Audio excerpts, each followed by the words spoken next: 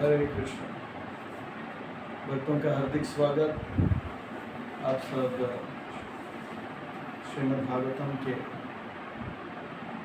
या नवमी कथा के चौथे दिन के सत्संग का लाभ ले रहे हैं। निमि महाराज का यह प्रश्न बहुत ही व्यवहारिक है। वो प्रश्न कर रहे हैं, संसार के जीव माया में फंसकर परम दुख का अनुभव कर रहे हैं, वो कैसे इस दुखों से परे हो जाए। श्री राजवाच यता एताम ऐश्वर्यं माया दुस्तराम कृतात्मभिः तरन्त्यंजः स्थूलधियो महर्षिः इदं उचितं। श्री राज यानी कि श्री यानी कि सुंदर। सुंदर कौन है? श्याम सुंदर, मेरु सुंदर, घन सुंदर, कृष्ण सुंदर। और उनके जो भक्त हैं, जो भक्ति करते हैं, भगवान उन्हें भी सुंदर करते हैं। इसलिए श्री राजराज निमि महाराज सुंदर है तो कह रहे हैं। और हम आप भी कथा श्रवण कर रहे हैं, भक्ति में लगे हैं, इसलिए भगवान हमें भी सुंदर, हम भी सुंदर भगवान की कृपा से। और वो प्रश्न कर रहे हैं कि संसार में बद्ध जीव जो है, जिनका मन पे काबू नहीं है, जो गोदास हैं, जो अपने इंद्रियों के दास हैं, इंद्रियों के स्वामी नहीं, इंद्रियों के दास हैं, तो किस प्रकार से जो है इस संसार के माया के जो चुंगल है उससे बच सकते हैं? आप बताइए। तरंती अंजहा, बड़े आसानी से। हे महर्षिगण, आप कृपा करके बताइए। ये जो प्रश्न निमि महाराज का जो है बहुत ही सुंदर प्रश्न है। और ये स्वाभाविक है, जनक महाराज जैसे वैष्णव जो हैं ऐसे प्रश्न करें, क्योंकि महान संत जो गुजरात के हुए, वे नरसिंह मेहता कहते हैं वैष्णव वो होते हैं जो जानते हैं औरों का पीड़ा क्या है। वह संसार के लोग अपना पीड़ा को जानते हैं पर औरों का पीड़ा नहीं जानते, कष्ट को नहीं जानते, व्यथा को नहीं जानते, क्लेश और जो संघर्ष है उसे नहीं जानते हैं लोगों का। इसीलिए वो कहते हैं वैष्णव जन एने कहियो फिर बराए जानिना।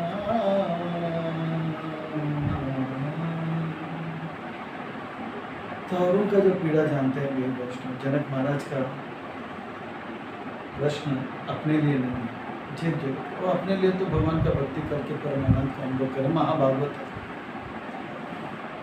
जनक महाराज के लिए वर्णन आता है, जब वैकुंठ जाने के लिए विमान आया था तो जनक महाराज को ले गया था। तब जनक महाराज ने कहा, नहीं, मैं थोड़ा ब्रह्मांड भी घूमना चाहता हूँ। ब्रह्मांड घूमते घूमते नरकलोक में जब आए तो जनक महाराज के पवित्र दिव्य शरीर को स्पर्श करके जो वायु गया, नरकवासियों को जब स्पर्श हुआ, सारे नरकवासी जो है परम आनंद का अनुभव करने लगे। इस नरक में का जो ताप है उस पल के लिए कम हो गया। और वे विमान में बैठ के जा रहे थे, सारे नरकवासी चिल्लाने लगे, रोको रोको रोको। बोला क्यों? बोला कि आपके आने से एक पल का सुख हमें मिला, आप थोड़े समय और रहेंगे। तो जनक महाराज को लगा, अगर मेरे उपस्थिति से इतने सारे जीवों को परम सुख का अनुभव हो रहा है तो मैं रह जाता हूँ। और इतना बार सबको आनंद आ रहा था, उनके शरीर से स्पर्श करते हुए जो है वायु जो है नरक में फैल रहा था, तो उससे सब लोग जो है उस पल पीड़ा से मुक्त हो रहे थे। और यमराज जी CCTV से ये सब देख रहे थे। बोला ये महाभागवत महाजन द्वादश महाजन से एक जनक महाराज यहाँ क्या कर रहे हैं? प्रहलादो जनको भीष्मो, यहाँ पे क्या कर रहे हैं? बलिर्वया साकी वयम, हाँ ये क्या कर रहे हैं? तो वो स्वयं आ गए, स्वयं को नारद शंभु कपिलो, कुमारो कपिलो शंभु, तो आ गए वहाँ पे। बोला दोनों भक्त मिले तो दंडवत प्रणाम किए, आलिंगन किए और बहुत आनंद का अनुभव किए। बोला आप जैसे महाजन को यहाँ रहना नहीं चाहिए, यहाँ पे तो पिटाई होता है, आप जाइए। तो बोला कि मैं तो जाना ही चाहता था, पर मेरे उपस्थिति से इन नरक के वासियों को जो है पीड़ा कम हो रहा है, तो ये तो बहुत अच्छी बात है, मैं इसीलिए उनका दुख दूर करने के लिए यहीं करूँ। तो बोला नहीं, ये भी ठीक नहीं है, ये तो अपने अपने कर्मों के अनुसार इनको अपना दंड दिया जा रहा है, आप अपना चलिए बस। तो यमराज जी की बात को तो सुन तो लिया, ये भी महाजन है। तो बोला पर इनका क्या? तो अगर इनका उद्धार ही करना चाहते तो आप वापस पृथ्वी में जाइए, अपने राज्य में जाइए, और कल सुबह मंगल आरती में राम राम राम बोलिए, राम का नाम लीजिए, राम राम, और वो राम नाम का जो फल है इन नरकवासियों को अर्पण करोगे, सबका मृत्यु उद्धार हो जाएगा। तो अगले दिन मंगल आरती में वही किया, राम राम। तो नर्क पूरा जो है वो नर्क के वासी वैकुंठ वासी हो गए, और जनक महाराज को धन्यवाद अदा किए, और धन्यवाद अदा जब किए तो जनक महाराज को भी लगा चलो अब मैं भी वैकुंठ चलता। और इस प्रकार से जनक महाराज जो है पर दुख दुखी और पर सुख सुखी वैष्णव। और फिर नरक में और सारे बद्धजीव आ गए और उनका पिटाई चला गया, पर तब तक जनक महाराज चले गए। तो कहने का तात्पर्य है महाजन है, द्वादश महाजन से, और उनका प्रश्न जायज़ है, नाजायज़ नहीं है। तब ये सुंदर प्रश्न का उत्तर देते हुए चौथा जो नवयुगर में से जो ऋषि हैं प्रबोध महाराज, वो कहते हैं कि श्री प्रबुदवाच, श्री यानी कि सुंदर, सुंदर कौन है? श्याम सुंदर, नील सुंदर, घन सुंदर, भगवान कृष्ण सुंदर हैं, और उनके भक्त जो भक्ति करते हैं भगवान उनको भी सुंदर कर देते हैं, हम भी भक्ति करने से लिए हम भी सुंदर। तो कहते हैं कि कर्माणि दुःखाहत एषु काय च पश्येत्पका विप्रयासां मिथुनी चारिणाम निर्मा। बहुत सुंदर कहते हैं कि इस संसार में बद्ध जीव जो है भगवान को नकल करने का प्रयास करते हैं। जिस प्रकार से भगवान रासलीला करते हैं, वो भी रासलीला करने के लिए स्त्री शरीर पुरुष शरीर लेते हैं और कहते हैं कि मैं कृष्ण और आपको भी और रासलीला करने का प्रयास करते हैं। पर वो जो है इस प्रकार के प्रयास में सुख प्राप्त करने का अनेक प्रयास करते हैं और दुख को निवृत्त करने का खूब प्रयास करते हैं, पर इस सब जो है विफल चला जाता है और इसका ठीक विपरीत वो लोग जो है परिणाम अनुभव करते हैं, अर्थात दुख बढ़ जाता है। पूरा कार्य जो है मैथुन इत्यादि में लगकर वे कृष्ण का नकल करने का प्रयास करते हैं, कृष्ण का रसलीला करने के लिए। तो कृष्ण क्या कि गोलोक वृंदावन में केवल मैं ही भोगता हूँ और पूरे और आप सब जो है केवल सेवा के लिए योग्य हो। भोक्ताराम एव तपस्या, मैं भोग करने के लिए करना मेरा जो है कर्तव्य है, और कर्माणि एव अधिकारस्ते, कर्म करना सेवा करना ये आप सबका जो है अधिकारी है, अधिकार है। आप भोग करने का प्रयास करते हो तो पृथ्वी में जाओ और समझ लो भोग कौन कर सकता है और सेवा कौन कर सकता है। तो इस प्रयास में, भोग करने के प्रयास में मैथुन में लग जाते हैं। प्रभुपाद जी जब अमेरिका में थे, बड़े बड़े गगनचुंबी इमारत को देख कर कहा कि ये सब इमारत किस लिए बना हुआ है, ऑफिस है, ये है, वो है, ऐसे कहा। तो प्रभुपाद जी ने कहा नहीं, ये सब मैथुन के लिए बना। तो बोला ऐसा क्यों?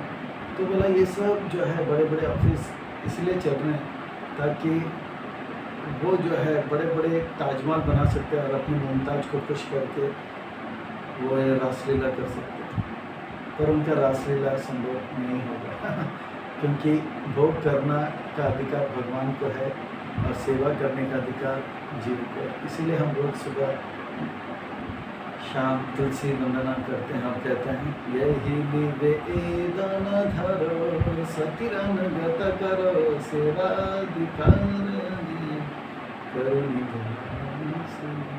ये सुख प्राप्त करने का मार्ग नहीं है। और ये मैथुन का सुख प्राप्त करने के लिए खूब सारा धन संग्रह करते हैं और कहते हैं कि धन प्राप्त करने में भी कष्ट है और धन संग्रह जब होता है तो और कष्ट है।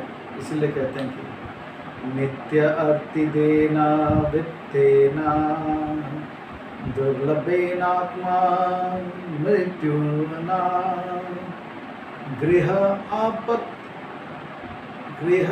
आपत्या आपत पशुभि का प्रीति साधिते चले। धन जो है हमेशा से नित्य आरती देना दुख ही देता रहा। नित्य आरती देना वित्तेना, ये वित्त जो है धन जो है नित्य हमेशा कष्ट देता। जो धन के पीछे भागा वो दुखी रहा, जो धन को पाया वो भी दुखी, और जो धन का इच्छा रखता है वो भी दुखी। और ये धन मिलने में बहुत कष्ट है, बहुत कष्ट है इसमें। दुर्लभेना आत्मा मृत्युना, और ये धन प्राप्त करने में लोग इतने कठोर हो जाते हैं, झूठ बोलते हैं, ठग करते हैं और चापलूसी और ईसन कर देते हैं कि उनके अंदर जो आत्मा का जो सुख है वो नष्ट हो जाता है। पहले तो धन प्राप्त करने में कठिनाई है और ये प्राप्त करने के चक्कर में आनंद जो है जीव का वो नष्ट हो जाता है।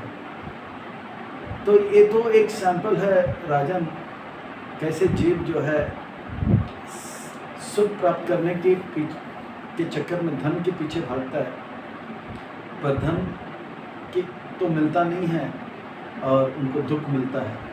इसी प्रकार से इस संसार में कोई बच्चों परिवार के पीछे लालन पालन में लग जाए, स्त्री को खुश करने में लग जाए, बच्चे को खुश करने में लग जाए, पशुओं को खुश करने में लग जाए, वो खुश करने के जगह खुशियाँ देने के बदले में और खुशी होने पाने के जगह पे वो खुद दुख को ही प्राप्त कर लेता है। स्त्री और बच्चों का जीवन भर सेवा करता है। स्त्री बोलती है आपने मेरे लिए किया ही क्या, what have you done for me. और बच्चे कहते हैं ये तो आपका कर्तव्य था, स्कूल कॉलेज भेजना, आपने हमें जो चाहिए वो दिया नहीं। बेचारा इतना मेहनत करता है, तो धन भी उसको सुख का दुख का कारण हो जाता है, परिवार भी दुख का कारण हो जाए। व्यक्ति जो है संसार में जो है भगवान का भोग का नकल करते करते करते सुख नहीं और दुख को प्राप्त करता है। तो व्यक्ति को चाहिए कि अपना गलती समझ ले। सुख प्राप्त करने का एक विधि है। आज तक भगवान को छोड़ के भगवान की संपत्ति में जितनी भी नजर डाला वो कभी सुखी नहीं हुए, पर इतिहास गवाह है कि भगवान की संपत्ति को छोड़कर भगवान के प्रति प्रेम से सेवा करे, नजर डाले, वो व्यक्ति सुखी हो जाता है। अर्जुन का ज्वलंत उदाहरण है। उन्होंने कहा हमें कृष्ण आप चाहिए, ना कि आपकी नारायण सेना। और दुर्योधन कहा मुझे आपका नारायण सेना चाहिए। हम देख सकते हैं अर्जुन परम सुख और संपत्ति और विजय का प्राप्त किया, और दुर्योधन वे पूरी तरह से नष्ट हो गए, बर्बाद हो गए, और जो था वो भी चला गया। रावण, हनुमान भगवान की सेवा में लगा, आज भी उनका यश गाया जाता है और आज भी हनुमान का नाम लेके लोग अपने जीवन को पवित्र करते हैं। और रावण पूरी तरह से उन्होंने भगवान की संपत्ति सीता पे नजर लगा, वो भ्रष्ट हो गया, नष्ट हो गया, और उनके पास जो भी था वो भी चला गया।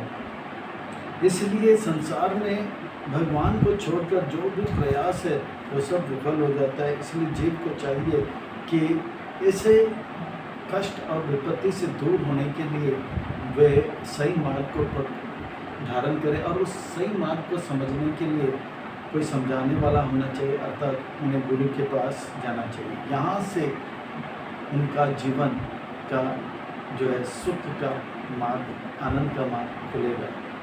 इसलिए जीव कितना संसार में पीड़ा का अनुभव कर रहा है, उस पीड़ा से मुक्त होने का उनको कोई उपाय नहीं मिल रहा, तो उन्हें चाहिए गुरु के पास। तस्मात् गुरुं प्रपद्येता जिज्ञासा श्रेय उत्तमम्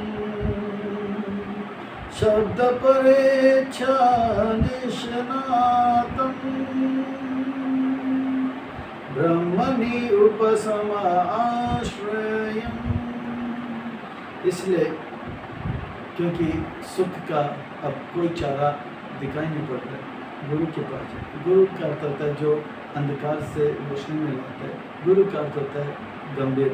गुरु का अर्थ होता है जो बहुत ही ज्ञान से भारी होता है। हाँ? वो मोटा भी हो सकता है, पतला भी हो सकता है, पर ज्ञान से जो भारी होता है से गुरु, उनके पास जाना चाहिए। और क्या करना? जिज्ञासा श्रेय उत्तम, जिज्ञासा करना चाहिए, अतः ब्रह्म जिज्ञासा, बृहद जिज्ञासा, बड़ा जिज्ञासा करना चाहिए। छोटा जिज्ञासा नहीं, रोटी कपड़ा का पान कहाँ से मिलेगा, शेयर मार्केट में कहाँ पे पैसे लाना, ये नहीं करना चाहिए। उन्हें ये पूछना चाहिए परम सुख, अपार सुख जो बढ़ता जाए वो सुख कहाँ से मिलेगा। जिज्ञासा श्रेय उत्तम। और वो गुरु कैसा होना चाहिए? शब्द परेचा निष्णात। वो शब्द यानी कि शास्त्र में, जो कि आध्यात्मिक शास्त्र में, दिव्य शास्त्र में निपुण हो, शास्त्र के साथ को समझकर समझाने में बहुत दक्ष हो, ऐसे गुरु के पास जाना चाहिए। और जिनका श्रद्धा जो है भगवान के प्रति अटूट हो, ऐसे। हाँ, ब्राह्मणी निष्णात, ब्राह्मणी उपसमाश्रया, जिनका जो भगवान में जिसका निष्ठा पूरा तरह से है और जो संसार से विरक्त है, ऐसे गुरु के पास जाए। वो गुरु ब्रह्मचारी हो सकता है, गृहस्थ हो सकता है, सन्यासी होता है या परमहंस हो सकता है। ऐसे गुरु के पास जाना जरूरी है। गुरु के पास जाएंगे तो अज्ञान दूर होगा। ओम अज्ञानतिमिरान्धस्य ज्ञानाञ्जनशलाकया चक्षुरुन्मीलितं येन तस्मै श्री गुरु नमः। उस गुरु को मेरा नमन, उस श्री गुरु को मेरा नमन, जो उसके पास जाने से अज्ञान का जो अंधकार है उसे दूर कर देते हैं और ज्ञान का चक्षु को खोल देते हैं। प्राय जो आध्यात्मिक जीवन को प्रारंभ नहीं करते हैं, संसार के लोग अज्ञान में जन्म लेते हैं और अज्ञान में ही जीते हैं और अज्ञान में ही शरीर छोड़ देते हैं। दुर्लभ मनुष्य जन्म को ऐसे व्यर्थ खो बैठते हैं। हरि हरि विफल जन्म भुआई, मानुष जन्म पायला राधा कृष्ण ना बजी, जानिया सुनिया विषय हरि हरि विफल जन्म भुआई। तो विफल जन्म प्राय लोग गवा देते हैं, पर गुरु के पास जाया जाता है। और कैसे गुरु? जो शास्त्र के सार को जान ले कि मैं आत्मा हूँ और कृष्ण जो है मेरे परम पुरुषोत्तम भगवान हूँ, मैं उस परम पुरुषोत्तम भगवान स्वामी का मैं दास हूँ और मुझे सेवा करना।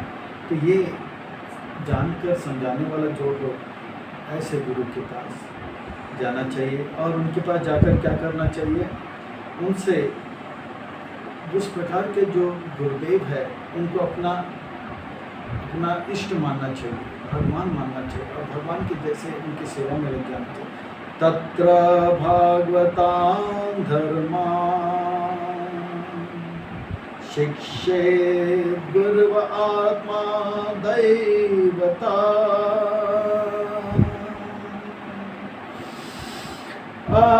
अमायाया अनुवृत्ताया ये तुष्टे आत्मा दोहरी। इस प्रकार से गुरु धारण करने के बाद गुरु को अपना इष्ट मानना चाहिए भगवान की तरह उनका सेवा करना चाहिए। जिस प्रकार से भगवान का पूजा जिस पैदों से किया जाता है, उस प्रकार से गुरु का सेवा करना चाहिए। जैसे हम लोग रोज सुबह भी गाते हैं, साक्षात् हरित्रेण समस्त शास्त्रे उत्तस्तता भावत एव सभी। गुरु को साक्षात् हरि ही मानना चाहिए। साक्षात् हरि यानी कि भगवान जैसे मानना चाहिए। भगवान का जिस प्रकार से आदर पूजा होता है, शिष्य को कर्तव्य, गुरु को भी उस प्रकार से आदर पूजा होता है। पर कर्तव्य यह है, पर गुरु जो है ये सेवा को स्वीकार करके अपने गुरु को दे देते हैं और अपने गुरु को देते हैं और अपने गुरु को देते हैं। इस प्रकार से प्रभुपाद जी के लिए जब बहुत ही महंगा सा गाड़ी आया था, पाश्चात्य देश के जो रिपोर्टर का पूछा, आपके लिए इतना महंगा गाड़ी? आप तो स्वामी बोला थे ये तो कुछ नहीं, ये तो पिन का गाड़ी है, सोने का गाड़ी भेजना चाहिए।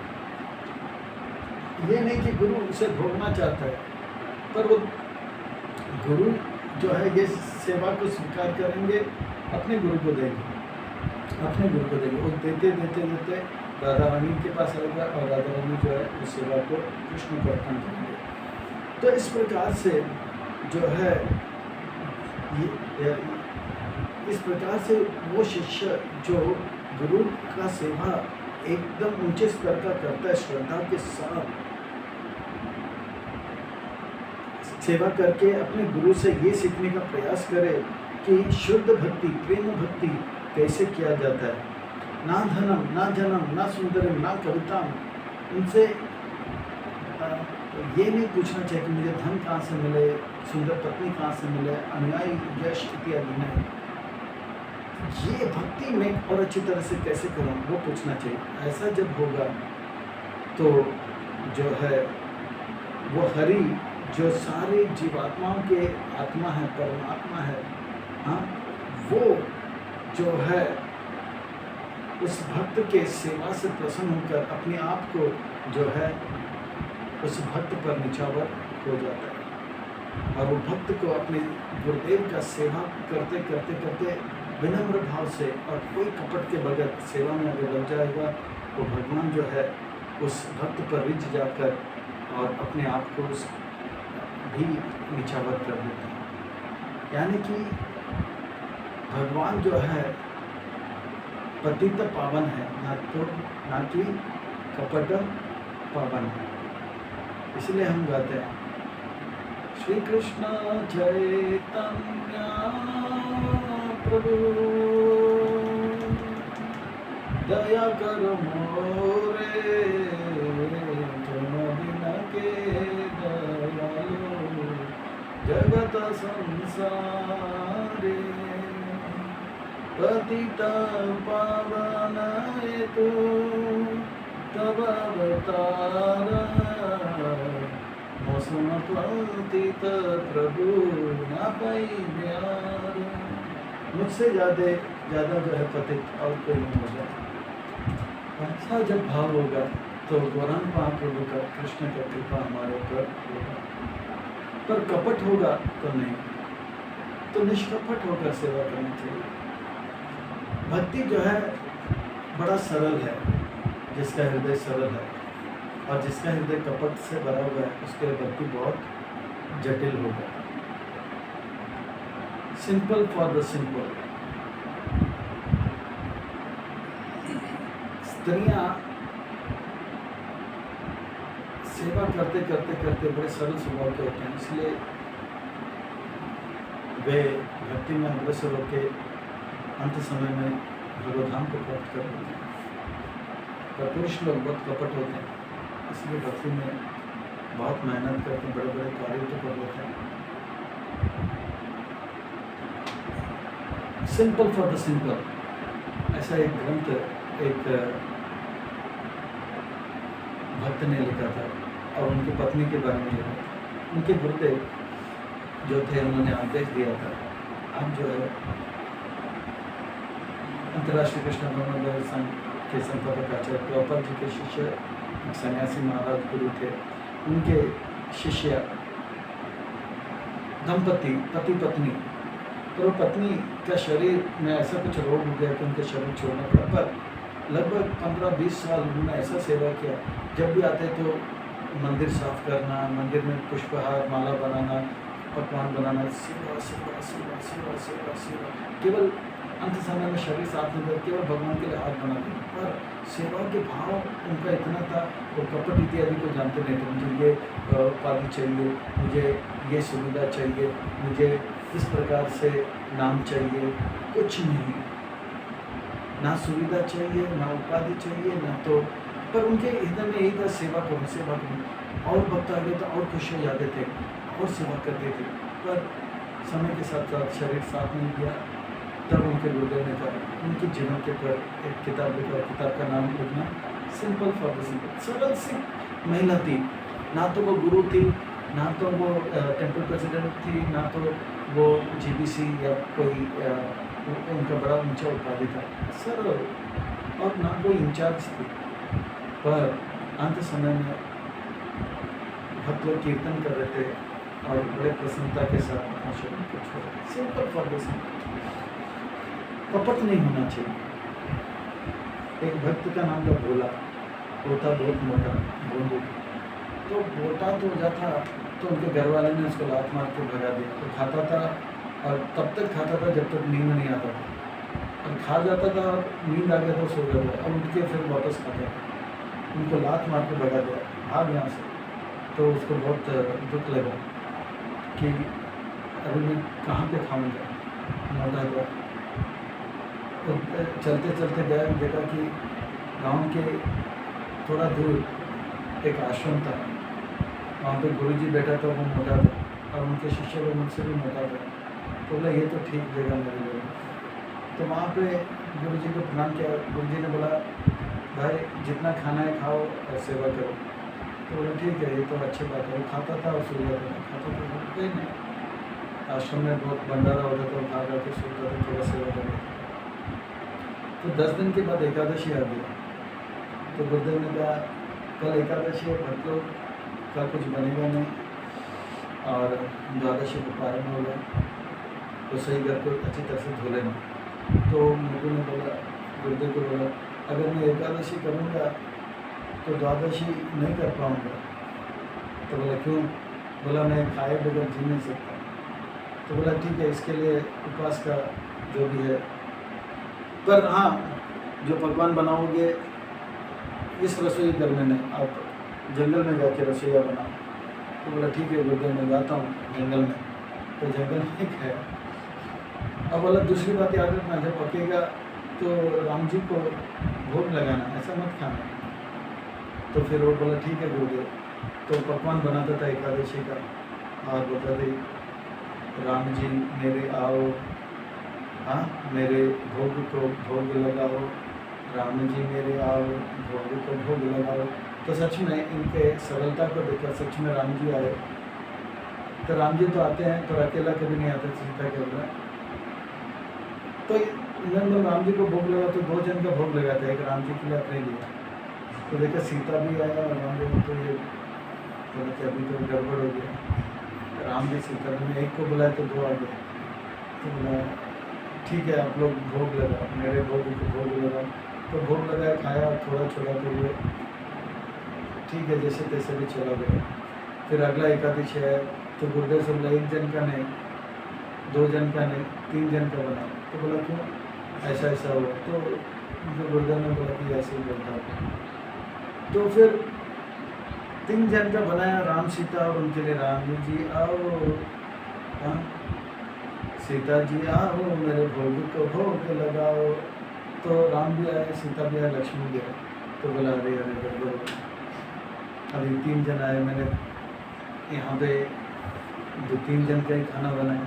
तो खाया और उनको थोड़ा दिया, फिर रोते रोते वापस गया। फिर दूसरा एकादशी आया तो बोला अभी मेरे को 4 जन का खाना दे। वो सीता भी आए, राम ने बोला राम जी आएंगे, तो राम के साथ सीता है, अभी इस बार तो लक्ष्मण भी आ गया। तो 3 जन आते तो मैं चाहता हूँ 4 जन का राशन दे तो लेके राम जी आओ, हाँ सीता जी आओ, लक्ष्मण भैया को लाओ, मेरे भोग को भोग लगाओ। तो सीताराम लक्ष्मण तो आया, फिर एक बंदर भी आ गया। बोले ये बंदर कौन? बोला अरे, तो फिर इसको बोला कि भोग लगाया तो थोड़ा सा मतलब रोके गया। अगला जो एकादशी है बोला अभी देखो 4 जन का नहीं, मुझे 5 जन का चाहिए, क्योंकि सीताराम लक्ष्मण हनुमान भी आ गया हो। फिर इस बार वो सामान वहाँ पे रखा और भगवान को बुलाने लगा, राम जी आओ, सीता जी आओ, लक्ष्मण भैया भी आओ, हनुमान जी भी आओ, भोग को भोग लगाओ। जब सब लोग आ गए तब उनके साथ और भी आ गए। बोला ये क्या ऐसे ही रखा हुआ है? बोला मुझे मालूम है, मैं बुलाऊंगा तो आप लोग आते हैं और खा के चले जाते हैं, तो मुझे खाने को कुछ मिलता नहीं है, तो मैं ये सामग्री यहाँ पर रख दिया, आप लोग भी पकाओ, आप लोग भी खाओ और बचा हुआ मुझे दे। तो इस प्रकार से ये हो गया। फिर अगले एकादशी बोला मैंने 10 लोगों का चाहिए, 15 लोगों को चाहिए, क्योंकि राम जी बहुत अधिकतर उनके गुरु को शक लगाइए, पेटू आदमी है, पूरा दिन खाता रहता है, भजन नहीं करता होगा, इसको देखता हूँ फिर बाद में पीटता हूँ, उनको ठीक करना बहुत ज़रूरी है। तो फिर सामग्री सब रख दिया, फिर से बोला राम जी आओ, सीता मैया आओ, लक्ष्मण जी आओ, हनुमान जी आओ, अपने साथ आओ, उनको लाओ और भोग को भोग लगाओ। तो पूरा बहुत सारे लोग आए थे अयोध्या के, कम से कम 10-15, भरत शत्रुघ्न इत्यादि आ गया। बोला कहाँ पे है? अपने भोग के लिए बोला। बोलो मुझे मालूम है कि आप लोग आते हैं, खाते हैं, जाते हैं और मुझे कुछ नहीं देते, यह सामग्री आप लोग पकाओ, बचा है तो थोड़ा सा मुझे दे दो, आप मेहनत करो, मैं सोता हूँ।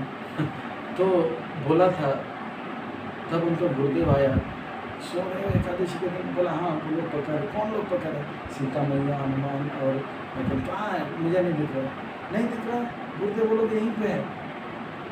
इनकी सरलता को देखकर भगवान जो है प्रसन्न हो गए और उनके निष्कपट व्यवहार को देख के भगवान प्रकट हुए। तो राम जी को बोले मेरे गुरुदेव आपको देख नहीं पा रहे। बोला आपके गुरुदेव देख नहीं पाएंगे। बोला नहीं, वो आचार्य हैं, बहुत ज्ञान में जो है वरिष्ठ हैं, उनको आप क्यों नहीं दिख पा रहे? बोला वो ये सब है, पर उनके अंदर हृदय के अंदर जो सरलता होनी चाहिए आप जैसे, वो नहीं। तो फिर इनको बहुत गुस्सा है। अगर आप मेरे गुरुदेव को नहीं देख को के पास आप अपने आप को प्रकट नहीं कर पाओगे तो मेरा आपका जो है कट्टी, मैं आपसे बात नहीं करूँगा और आपका खाना को मैं नहीं खाऊँगा। तो चुप रहा। तो प्रभु राम ने बोला ठीक है। और एक पल के लिए तो राम दरबार का दर्शन अपने गुरुदेव को जब मिला, उनके गुरुदेव मिलने लगे और अपने भक्तों से कहा बहुत ही उन्नत होगी। तो ये जो सरलता है, उस सरलता को रिच करके जो है भगवान जो है उस भक्त के प्रति जो है आकर्षित हो गए।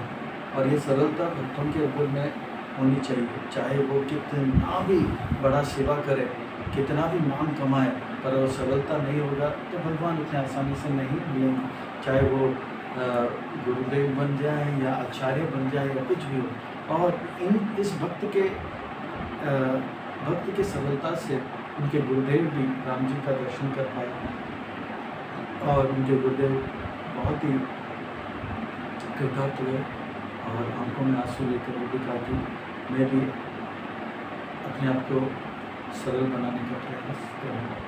तो निष्कपट भाव से सेवा का महिमा यहाँ पे बताया जा रहा है। ऐसा निष्कपट भाव से सेवा अगर करेंगे तो भगवान रिझ जाएंगे और उनके हो जाएंगे।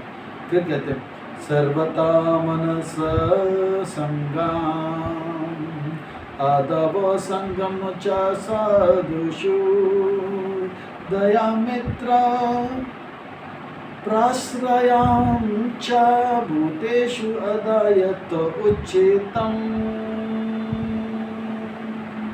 उस शिष्य को चाहिए कि असत्संग को त्याग दे और अपने मन को सदैव जो है भौतिक विचारों से दूर करें और आदो संगम च साधु का संग करें, अपने गुरुदेव का संग करें, भक्तों का संग करें। और इस प्रकार से इतना ही नहीं, वो जब आश्रम में होगा तो दया मैत्री प्राचार्यम जो उनसे बड़े हैं, उन भक्ति में आगे हैं, उनका सराहना करें, प्रसन्न हों और उनका सेवा करें। और जो उनके बराबर के हैं उनके साथ मैत्री बना के रखें, और जो कि नए आ रहे हैं उनके ऊपर दया करें और प्रचार करें। और इस प्रकार से अगर वो आश्रम का जीवन यापन करेगा और हर जीव के साथ अच्छी तरह से व्यवहार करना सीखेगा, सीखने का जो विधि है वो अपने जीवन में उतारना चाहिए, तब जाके उनका जो जीवन है आश्रम में या भक्ति में वो सफल होगा। और आगे कहते हैं अपने गुरुदेव के पास जब सेवा के लिए जब जाते हैं तो आश्रम में जो है उनको क्या क्या करना चाहिए, क्या क्या नियमों का पालन करना चाहिए, तो कहते हैं शौचम तपस्तितिक्षां च मौनम स्वाद्यम अर्जवम ब्रह्मचार्यम अहिंसम च समआत्वां द्वंद्व समन्यो। उनको चाहिए कि हमेशा पवित्र रहे तन से और मन से, शरीर को पानी से 3-4 बार स्नान करें और मन को हरे कृष्ण महामंत्र से पवित्र करें। और तपस्या करें। तपस्या यानी कि मन जो चाहता है, भौतिक मन जो चाहता है उसे ना करें, इंद्र तृप्ति के बचे। और तितिक्षवा बहुत कुछ सहन करना पड़ेगा, बहुत कुछ सहन करना पड़ेगा। भक्तों का डांट, हाँ भक्तों का गाली, घी का नाली, जितना पेंगे होंगे वाले शब्द। मौनम, भगवान का नाम छोड़कर और कुछ नहीं, भगवान की सेवा के अतिरिक्त और कुछ नहीं। इस प्रकार के स्वाध्याय, भागवत, चैतन्य चरितामृत, भगवद गीता का अध्ययन करें। अर्जुन, सरल जीवन यापन करना चाहिए। अर्जुन का होता है सरलता।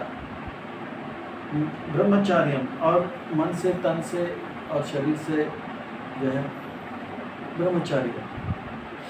8 प्रकार का जो है मैथुन होता है, मन से होता है, वाणी से होता है, सुनने से होता है और शरीर से होता है। 8 प्रकार, पर उन सब से मुक्त होकर ब्रह्मचार्य करें।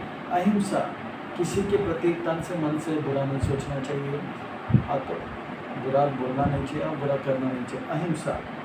और इस प्रकार से किसी सम आत्मम, यानी कि सबको आदर देना चाहिए और भगवान के प्रति समर्पण होना चाहिए। और द्वंद्व सम नहीं हो, हर परिस्थिति में द्वंद्व से मुक्त होना चाहिए। और इस प्रकार से जो है तपस्या और सोच के द्वारा जो है वो पवित्र जीवन यापन करे। सोच का अर्थ होता है हाँ मैथुन आदि से मुक्त, तपस्या का अर्थ होता है जो है नशा से मुक्त, और इस प्रकार से दया इत्यादि दिखाना चाहिए। तो इस प्रकार से पवित्र जीवन यापन करना चाहिए। ऐसा जब करता है तो धीरे धीरे धीरे श्रद्धा से उनका मन जो है भजन में लग जाता है। आदो श्रद्धा तथा भजन क्रिया, तो साधु संत भजन क्रिया। सर्वत्र आत्मा ईश्वर अन्वेक्षा कैवल्या अनिकेतातम विविक्ता चिरावसानम संतोषमेन केन प्रकारेण जीवन को व्यापन करे और संतुष्ट रहे। कहीं पे भी रहें, कुछ भी मिले उससे संतुष्ट रहें। सीताराम सीताराम सीताराम कहिए, ये विधिरा के राम कहीं पे भी रहे। भगवान ने जो व्यवस्था में रखा है उसमें संतुष्ट है। इन के न चित्त जो है संतुष्ट है, संतुष्ट इन के न चित्त। सर्वत्र आत्मा ईश्वर, हमेशा भगवान में अपना मन लगाएं और ध्यान में लगे रहें और एकांत में रहें। कैवल्य यानी कि एकांत में, यानी कि वो स्थान जहाँ पे भक्त लोग हैं जो भगवान का भक्ति कर रहे हैं, वो स्थान कर रहे हैं एकांत। और उसके अलावा दूसरी, और शरीर का मालिश करना, पॉलिश करना, उसमें ना लगे। लिपस्टिक लगाना, तेल लगाना, हेयर स्टाइल बनाना, चमकाना, ये सब मत करो। शरीर का देखभाल नहीं करना। और अच्छे अच्छे कपड़े वगैरह पहनने की चेष्टा में ना रहे, सरल सा जो कपड़ा है वो धारण करें और एकांत स्थान में रहें और भजन करें, और जो परिस्थिति में जो आहार मिलता है, जो कपड़े मिलते हैं और जो रहने का सुविधा मिलता है उसमें संतुष्ट है। ये न कहना चित्त संतुष्ट है। इस प्रकार से संतुष्ट, भौतिक सुविधा से जो भी भगवान ने दिया है उस भौतिक सुविधा से प्रसन्न रहें और आध्यात्मिक उन्नति के लिए अग्रसर रहें। और इस प्रकार से अपने श्रद्धा को और बढ़ाएं, शास्त्र को और अच्छी तरह से पढ़ें। श्रद्धा भगवते शास्त्रे अनिंदम अन्यत्र चापि मनुवाक कर्म दंडम च सत्यम समाधम अपि च। इस प्रकार से जो है उनको पूरा निष्ठा होना चाहिए कि मैं भगवान के भक्ति में लगा हूँ, उत्साह के साथ निकल जाए, उत्साह निश्चय धैर्य कि मैं जिस मार्ग में चल रहा हूँ उस मार्ग में मैं लगा रहूँगा, गुरु ने जो बताया है वैसे मैं करता रहूँगा तो मैं भगवान का प्राप्त करूँगा। और उसी प्रकार से निंदा से मुक्त होना चाहिए। अनिंदा अन्यत्र चापि, निंदा इत्यादि से मुक्त होना चाहिए, औरों का बुराई नहीं करना चाहिए और साधुओं का जो है बुराई नहीं करना चाहिए। निंदा जो है, निंदक जो है ये सबसे बड़ा जो है पापी माना जाता है। एक बार की ये कहानी है, ऐसा सच्चा घटना है। एक राजा जो है ब्राह्मणों को हमेशा भोज देता था। एक बार ऐसा हो गया, ब्राह्मण भोज बहुत बड़ा पंगत लगा था और खीर बन रहा था, पुलाव बन रहा था, सब कुछ बन रहा था। इसी में एक झील जो था, झील जानते हैं? झील, वो एक ईगल जो है वो एक सांप को पकड़ा, वो सांप को पकड़ हवा में उड़ रहा था। तो सांप अपने बचाव के लिए प्रयास कर रहा था, उनके दांत से, उनके मुख से, उनकी जीवा से जो है 2 बूंद जहर गया और खीर के जो पकने वाला जो कड़ा था उसमें गिर पड़ा। सब लोग ने खीर खाया और सब लोग का हरी बोल गया। अब दोषी कौन? वो जीन, वो सांप, या वो रसोईया, या वो परोसोया जिसने परोसा, या वो राजा? कौन? इतने ब्राह्मणों का मृत्यु हो गया। इस ब्रह्म हत्या का जिम्मेवार कौन? वो जीव, वो सांप, वो रसोईया, जो परोसोया, या राजा? कौन? यमराज भी छकरा गए। इतना बड़ा पाप हो गया, दंड तो देना ही होगा, तो किसको दें? किसको दें? किसको दें? झील को या सांप को? रसोईया को या परोसोया को या राजा को? कुछ पता नहीं लगा, कुछ पता नहीं लगा। यमराज जी कंफ्यूज। कुछ 15 दिन के बाद कुछ ब्राह्मण आ रहे थे उस गांव में, राजमार्ग में चल रहे थे। उनको राजा का महल जाना था, तो कुएं से पानी लेकर एक महिला जा रही थी। तो उनसे पूछा, राज महल कहाँ पे है? बोला यही राजमार्ग में, सीधे चलते जाओ दाएं तरफ, बहुत बड़ा महल देखोगे राज का। और ध्यान रखना, राजा ब्राह्मण भोज ब्राह्मण को खूब देता है और ब्राह्मण भोज के बाद सबको मार भी देता है। और वो हंस रही थी। तब यमराज जी ने कहा, सारा पाप जो है ब्रह्म हत्या का इस महिला पर डाल। फट करके वो सारे पाप के भागीदारी बने जितने भी। तो प्रश्न उठा कि क्यों? तो बोला वो सांप का दोष नहीं है, क्योंकि उस सांप ये काम इसलिए नहीं किया कि उसको किसी को मार के खुशी हो जाए। वो झील का भी इसमें दोष नहीं, उसका ये इच्छा नहीं था कि सबको मारे और खुश हो जाए। रसोईया का भी इसमें हाथ नहीं, क्योंकि वो इसलिए नहीं ये भोग बना रहा था ताकि सबका मृत्यु हो जाए, वो खुश हो जाए। जो परोसाया उनका भी गलती नहीं, वो लोग इसलिए नहीं परोसाया कि ये खाने के बाद वो मरे और उनको खुशी हो जाए। राजा का भी दोष नहीं, राजा तो ईमानदारी से सेवा कर रहा था और ब्राह्मणों को दावत दे रहा था, तोहफा दे रहा था, और उनको इससे इनके मृत्यु से कोई खुशी नहीं हुई। पर ये जो निंदक है, इसको इस कार्य के द्वारा सुख मिल रही थी। जब भी कोई पाप करता है वो इसलिए करता है ताकि उससे उसको सुख मिले। चोर चोरी करता है ताकि पैसे से उसको सुख मिले। हाँ, खून करता है ताकि उसके बदला जो है वो निकल जाए और उसको खुशी मिले। तो इस कार्य में कि राजा को भी खुश नहीं, परोसाया को भी खुश नहीं, रसोइया को भी खुश नहीं, खुशी नहीं मिल रही है, झील और इसको भी खुशी नहीं मिल रही है, पर ये औरत को खुशी मिली, यानी कि ये पाप उसने किया। निंदक जो होते हैं, जैसे ही निंदा कर जाता है तो जितना भी पाप हुआ है उस सबके भागीदारी होते हैं। इसलिए निंदा सबसे बड़ा खतरनाक जो है पाप है। जब जदाई मदाई का पाप चैतन्य महाप्रभु स्वयं कृष्ण, राधा कृष्ण नहीं अन्य, श्री कृष्ण चैतन्य राधा कृष्ण नहीं अन्य, राधा रानी के भाव में कृष्ण इस कलयुग में आए थे। और जदाई मदाई नाम के जो ब्राह्मण हैं, जो कि सतयुग में हिरण्यकशिपु थे, त्रेता युग में रावण कुंभकर्ण थे, द्वापर में दंतवक्र शिशुपाल थे, वही कलयुग में जदाई मदाई बने। तो उनका जितना भी पाप चैतन्य महाप्रभु ने जैसे लिया, तो चैतन्य महाप्रभु जो कि गौरांग महाप्रभु माने जाते हैं, वो तुरंत काले हो गए। अद्वैत आचार्य नाचने लगा, श्याम सुंदर गौर सुंदर बन गया, श्याम सुंदर गौर बन गया, श्याम सुंदर। क्योंकि जैसे गौरांग महाप्रभु काले हो गया तो वो कृष्ण ही है, कृष्ण जैसे लग रहे थे। हाँ, गौर सुंदर क्या बन गया? श्याम सुंदर हो गया। फिर बाद में पूरा जितने भी कालापन है पूरे ब्रह्मांड के जो वायुमंडल में छा गए, आकाश में छा गए, फिर से वो गौर सुंदर हो गया।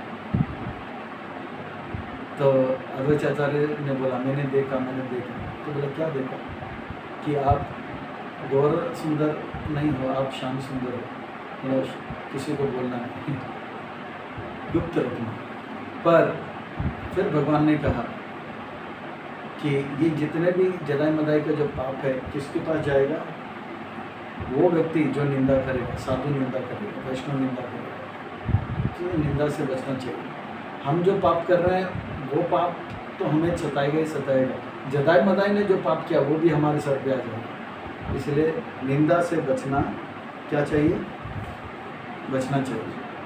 तो इस प्रकार से भक्त को आश्रम में जब रहते हैं तो औरों की कमी देखकर उनका निंदा करना, इससे बचना चाहिए। औरों के अंदर गुण देखेंगे तो निंदा करने की जो प्रवृत्ति है वो चला जाएगा। तो इस प्रकार से भक्त को गुरु धारण करके गुरु की सेवा में बहुत सतर्क रहना चाहिए। साधु सावधान। इसीलिए भक्ति सिद्धांत सरस्वती ठाकुर कहते हैं भक्तों के बीच में बहुत विनम्र होना चाहिए। मैंने जैसे प्रचार करने की जब बारी आए तो शेर जैसा प्रचार करना चाहिए। फिर कहते हैं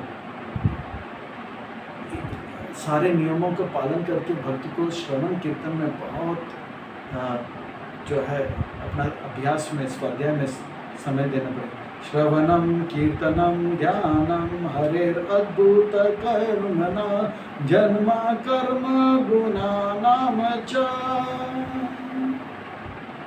तद अर्थे अखिल चेष्ट इष्टाम दातम तपो जप्तम वृतम यच्च आत्मना प्रियम धारान सूतान गृहान प्राणान यत्परस्मै निवेदानम। उसे बार बार भगवान का कथा सुनना चाहिए। श्रवणम, फिर कीर्तन करना चाहिए। कीर्तनम, फिर ध्यान करना चाहिए। किस पे? हरि में। अद्भुत कर्म न, उनका जो अद्भुत कर्म है और उनका जो अद्भुत जन्म है और उनके अद्भुत गुण है, उनके बारे में स्मरण करना चाहिए। जन्म कर्म छ में दिव्य, उनका अद्भुत जन्म, उनका अद्भुत कर्म, इस तरह का स्मरण करना। और इस प्रकार से उनका हर प्रयास ये होना चाहिए कि इस समय संसिदिन हरि तोषण, उनको संतुष्ट करते रहें। इस प्रकार से भक्त को चाहिए कि उनके पास जो कुछ भी है, जब तप करके व्रत करके जो है भगवान को प्रसन्न करने का प्रयास करना चाहिए, और अपनी पत्नी, अपने बच्चे, अपने संपत्ति, अपना प्राण सब कुछ भगवान को अर्पण करना चाहिए। मानस देह गेह जो कीचु मोरा, अर्पिनु तु आपने नंद किशोर। जिस प्रकार से भक्ति विनोद ठाकुर व्यस्त होते हुए भी अपने सब कुछ निछावर करके भगवान के सामने, जिस प्रकार से महान संत गुजरात के जो नरसिंह मेहता, जिस प्रकार से तुकाराम, ये सब जो है निछावर की, ऐसे निछावर का एवं कृशात्मना तेषु मनु एषु च सौहृदं परिचार्यं चोभयत्र महत्सुनिषु साधुषु। इस प्रकार से धीरे धीरे वे भगवान को प्रसन्न करने के इस भाव से जो है उन भक्तों के साथ मैत्री बनाना चाहिए जो भगवान को, कृष्ण को अपना इष्ट मानते हैं, यानी कि भक्तों के साथ मैत्री बनाना चाहिए, उनके संग ज़्यादा से ज़्यादा करना चाहिए, और भक्तों का संग करते हुए सारे जीवों के प्रति सेवा का भाव रखना चाहिए, आदर का भाव रखना चाहिए। और इतना ही नहीं, धीरे धीरे धीरे उन मनुष्यों के लिए जो लोग भक्ति में नहीं आए, उनको भगवान के भक्ति में आने के लिए अलग अलग प्रकार से प्रचार का तरीका ढूंढना चाहिए और उनको जोड़ने का प्रयास करना चाहिए। और इस प्रकार से शुद्ध भक्तों का विशेष सेवा करने के लिए तत्पर होना चाहिए। शुद्ध भक्तों का विशेष सेवा करने के लिए तत्पर होना चाहिए।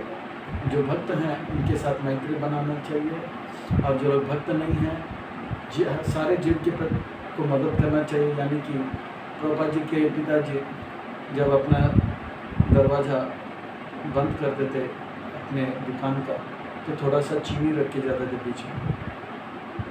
तो बोले क्यों? बोला चींटी है, चिपकली है, कॉकरोच खाएगा। उनके लिए भी मदद करना चाहिए। कबूतर के लिए दाना फेंकना, गर्मी में पानी रखना, जीवों के लिए मदद करना चाहिए। पर कहते हैं कि मनुष्य जो कि भक्त नहीं बने, उनको भक्त बनाने के लिए प्रचार करना चाहिए। पर मनुष्यों को भक्त बनाना है, उनको प्रचार करना है, ये साधारण जीव कर नहीं पाता। पर वही कर पाएगा जो जिनके पास वो फॉर्मूला होगा, जो फॉर्मूला प्रभुपाद जी के पास था। प्रभुपाद जी के जब गृहस्थ आश्रम में थे इलाहाबाद में, कलकत्ता से इलाहाबाद गए थे, तो उनका एक मित्र OBL कपूर पति सरस्वती ठाकुर के शिष्य हुए, नॉन बंगाली डिसाइपल, बाकी सब प्राय बंगाली भक्त थे, भक्त सांस्कृत थे। पर वो प्रभुपाद जी को पसंद करते थे, क्योंकि प्रभुपाद जी अंग्रेजी और हिंदी जानते थे। OBL कपूर और बहुत बातें करते थे। प्रभुपाद जी का जो है व्यापार इलाहाबाद के सबसे श्रेष्ठ स्थान पे हुआ करता था।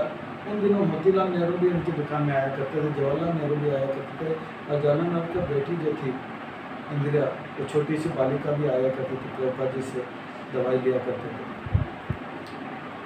तो OBL कपूर आया कि आपके पास इतने सारे दवाई है, उसके फॉर्मूला मुझे दीजिए ना। तो बोला हाँ ले लो, फार्मूला ले लीजिए। तो बोला मुझे इन दवाइयों का फार्मूला नहीं चाहिए जो स्थूल शरीर को ठीक करे, मुझे वो दवाई का फार्मूला चाहिए जो कि सूक्ष्म शरीर को का जो रोग है उसे दूर करता है, अर्थात मन का, बुद्धि का, अहंकार का जो रोग है उसे दूर करने वाला जो दवाई है, उस रोग को दूर करने वाला वो दीजिए। प्रभुपाद जी ने मुस्कुराते हुए कहा मेरे पास उसका तो फार्मूला है, तो वो फार्मूला अभी नहीं बताऊँगा। मैं बाद में समय आने पर बताऊँ। बोला ठीक है, पर बताओ। फिर प्रभुपाद जी लगभग 20 साल के बाद झांसी में जाना, सन्यासी होना, फिर वृंदावन में 11 साल बिताना, फिर जलदूत से अमेरिका जाना, अमेरिका में जब प्रचार आरंभ हुआ, भक्तों को बनाया, फिर वापस जब इंडिया में आया, ओबियल कपूर से मिले और बोला आप जानना चाहते हैं उस दवाई का फॉर्मूला? तो कहा त्रिनादपि सुनीचेना तरोरपि सरिसुना मानी न मान देना कीर्तन सदा हरि। अर्थात तृण से भी ज़्यादा विनम्र होना चाहिए, तृण से भी ज़्यादा विनम्र होना चाहिए। क्यों?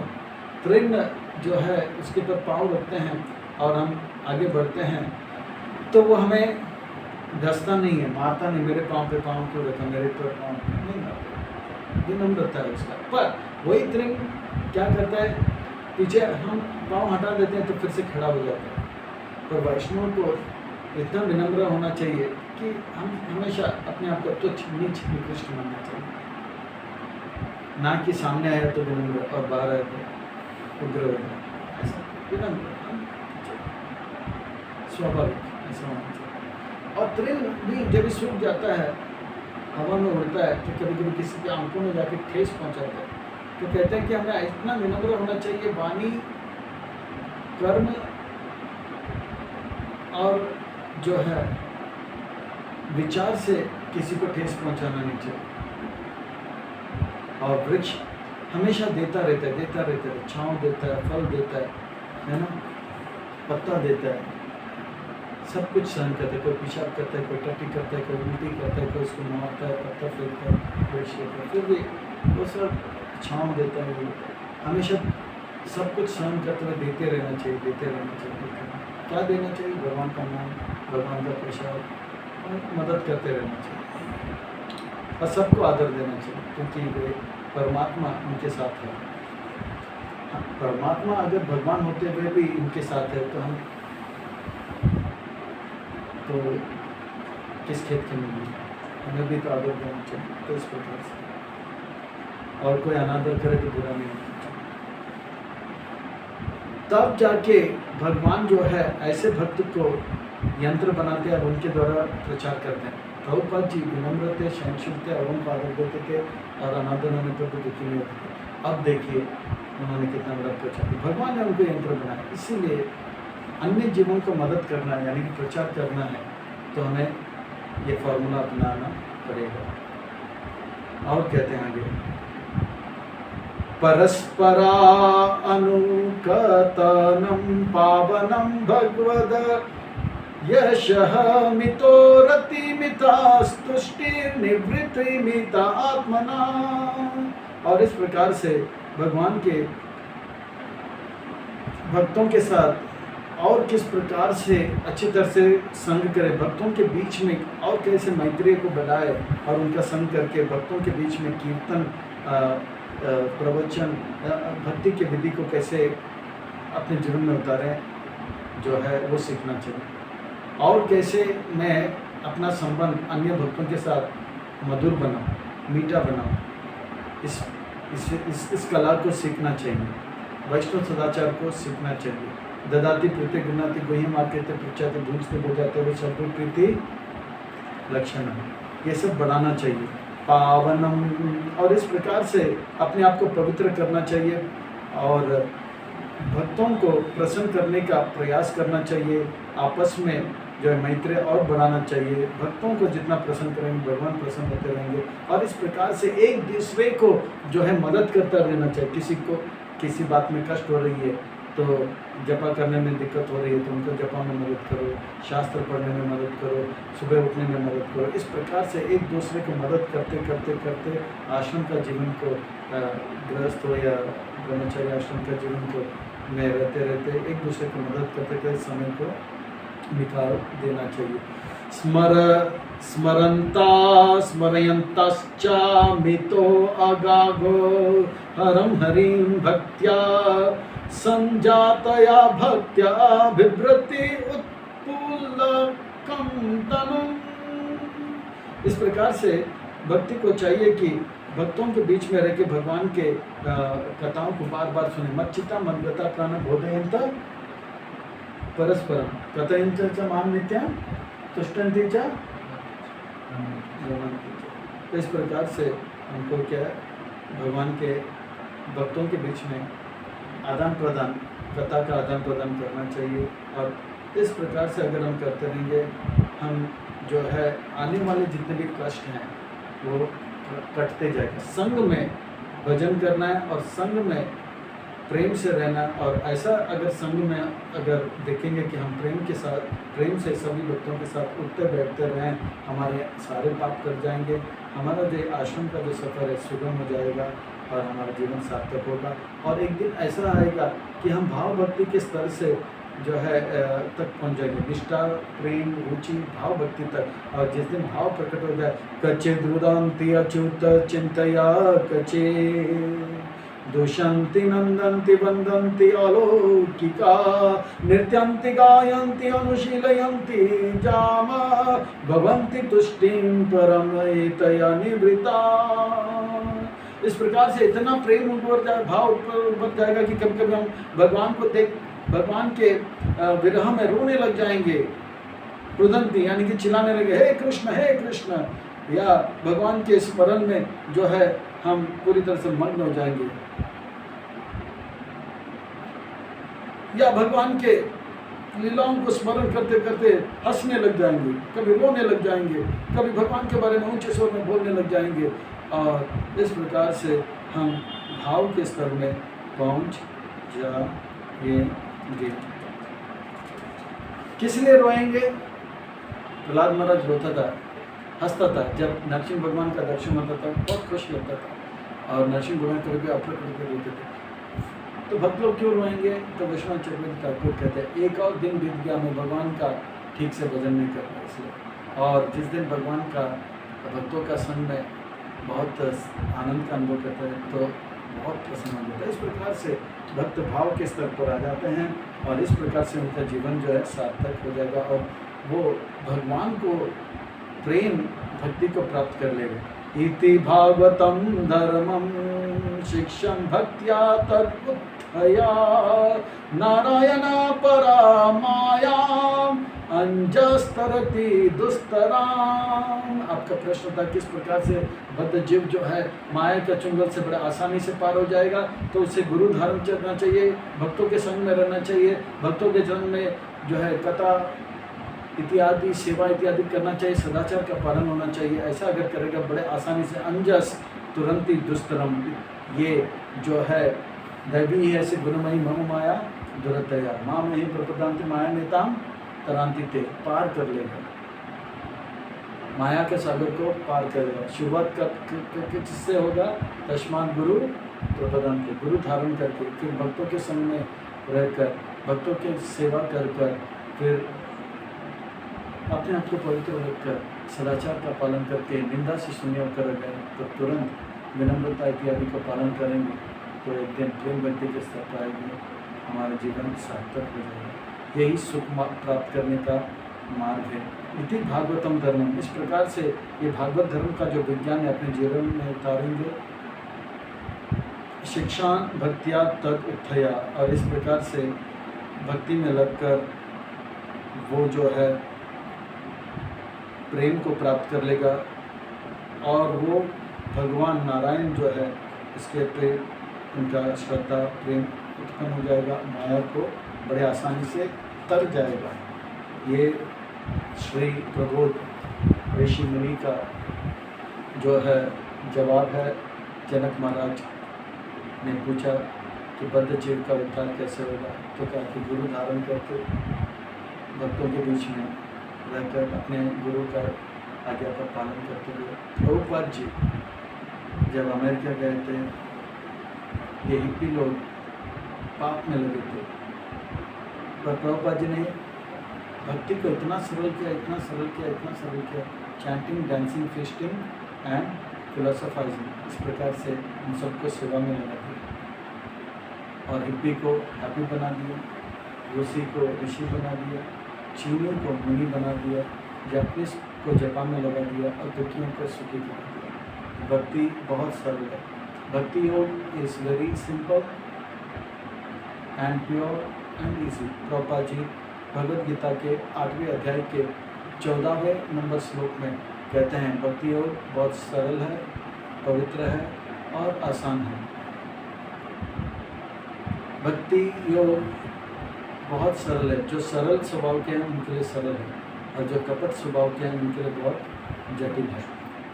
तो हमें चाहिए कि जितना हो सके हम सरल बने, गुरु धारण करें, प्रामाणिक गुरु धारण करें, और गुरु को भगवान जैसे मानकर उनके सेवा करें, भक्तों के संग में प्रेम से रहें, और जो अभक्त हैं उनको भक्त बनाने का प्रयास करें, विनम्रता, सहनशीलता इत्यादि को जीवन में उतारें।